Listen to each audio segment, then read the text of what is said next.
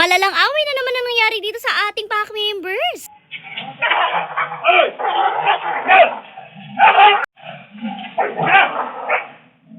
Hello pack members! Welcome back to Husky Pack TV. For today's video, ang ganap dito sa ating mansyon ay away na naman ang ating mga males at ang nangyari dito talaga normal na naglalaro lang naman sila dyan. As in, meron lang silang parang inaamoy-amoy dyan tapos bigla na lang talaga nag-umpisa ang kaguluhan at ang rambulan. Heto, panoorin nyo kung anong nangyari.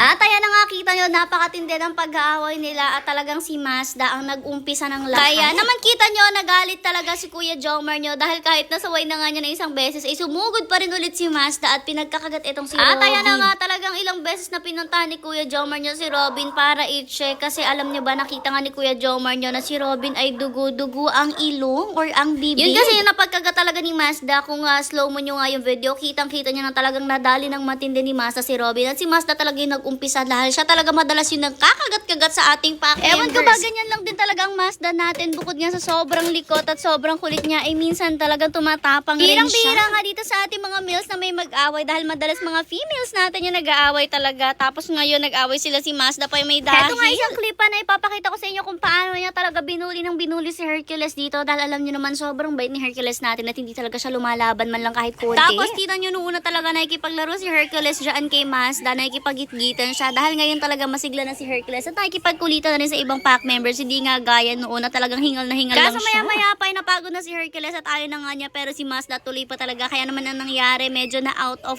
na nga sila dito sa camera at hindi nagaanong kita, pero kita niyo si Hercules nakahiga na dyan at ang tagal na binubugbog ni Mazda. Anyways, balik tayo kay Robin. Nung malaman niya ni Mother ang nangyari, pinuntahan niya agad si Robin, tapos i-check nga daw niya agad yung itsura ni Robin kung ano ba daw nangyari sa kanya at kung ano ba daw yung naging tama niya sa labanan nila ni Mazda. Tinignan niya rin nga pala dito kung sino yung mga hindi kumakain pack members natin dahil nga sakto nagpapakain si Kuya Sermer nyo nito. Bale, ito nga si Robin, kita niya nga na may konting kagat-kagat kahit nga dyan sa pinakanguso niya dahil dyan rin nga talaga nakita ni Kuya Jomar nyo na may dugo-dugo nga siya. Sobrang kawawa lang rin talaga itong si Robin dahil nga sobrang bait nga talaga, ni hindi siya nangaaway madlang. Isa siya sa pinakamababait nating pack members at nakuha niya nga yan sa kanyang daddy Hercules. Tapos siya pa talaga yung inaway, kaya naman talaga nakakaawat. Alam nyo ba, ngayong gabi hindi rin siya kumain. Siguro nga talagang hindi masyado maayos yung pakiramdam niya sa nangyari kasi tingnan nyo naman yung pagkain niya, hindi niya man lang ginalaw. Bukod naman sa konting tama mula nga sa kagat ni Mazda, wala na rin naman nakita si Mother. Okay na rin naman daw itong si Robin. Talaga nga lang kailangan niya makarecover muna sa nangyari. Anyways, habang nagtitingin nga si Mother sa pack members natin, nakita nyo naman may dalawang bata nangungulit-ngulit dito. Ay nako, mga batang yun, basta makapasok dito sa mansion, napakakukulit. Dito nga pinagagalitan ni Mother itong si Mazda, and yes guys, pinapalo